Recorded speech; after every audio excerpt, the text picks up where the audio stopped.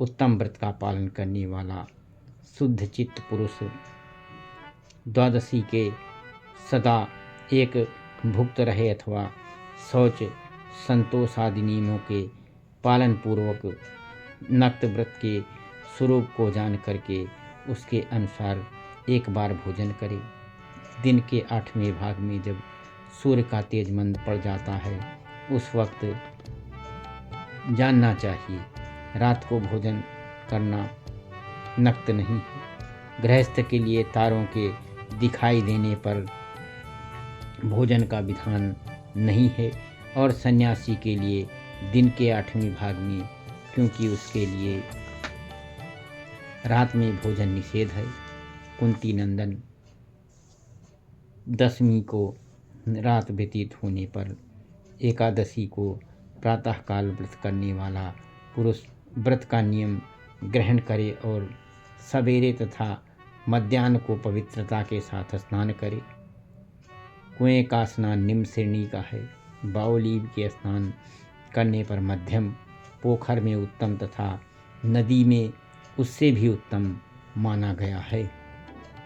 जहाँ जल में खड़ा होने पर जल जंतुओं की पीड़ा होती हो वहाँ स्नान करने पर पाप और पुण्य बराबर होता है। यदि जल को छान करके शुद्ध कर ले तो घर पर उक्त विधि से स्नान करे। स्नान के पहले ये मंत्र पढ़े, इससे शरीर में मिट्टी लगाए। अस्य क्रांते रथ क्रांते विष्णु क्रांते वसुंधरे और मृत्युके हर में पापम या यन मया पूर्व संचितम। वसुंधरे तुम्हारे ऊपर अश्व और रथ चला करते हैं। भगवान विष्णु ने जो वामन अवतार धारण कर तुम्हें अपने पैरों से नापा था, मुक्ति के मैंने पूर्व काल में जो पाप संचित किया है उस मेरे पाप को हर लो। प्रति पुरुष को चाहिए कि वह एकाग्रचित्त और दृढ़ संकल्प होकर के क्रोध तथा लोभ का परित्याग करे। अत्यंत पाखंडी मिथ्यावादी ब्राह्मण निंदक अग्राम स्त्री के साथ गमन करने वाले अन्यान दुराचारी परधनहारी तथा पर स्त्रीगामी मनुष्यों से वार्तालाप न करे। भगवान केशव की पूजा करके उन्हें नैवेद्य भोग लगाए। घर में भक्तियुक्त मन से दीपक जला करके रखे। पार्थ उस दिन निद्रा और मैथुन का परित्याग करे। धर्मशास्त्र से मनोरंजन करते हुए संपूर्ण दिन व्यतीत करे। नरश्रेष्ठ भक्तियुक्त होकर के रात्रि में जागरण करे और ब्राह्मण को दक्षिणा दे और प्रणाम करके उनसे त्रुटियों के लिए क्षमा मांगे। जैसे कृष्ण पक्ष की एकादशी है वैसी ही शुक्ल पक्ष की भी है। इसी विधि से उसका भी व्रत करना चाहिए।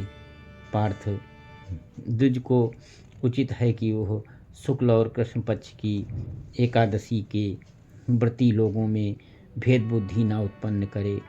शंखोद्धार तीर्थ में स्नान करके भगवान गदाधर का दर्शन करने से जो पुण्य होता है तथा संक्रांति के अवसर पर 4 लाख का दान दे करके जो पुण्य प्राप्त किया जाता है वो सब एकादशी व्रत की 16वीं कला के बराबर भी नहीं है।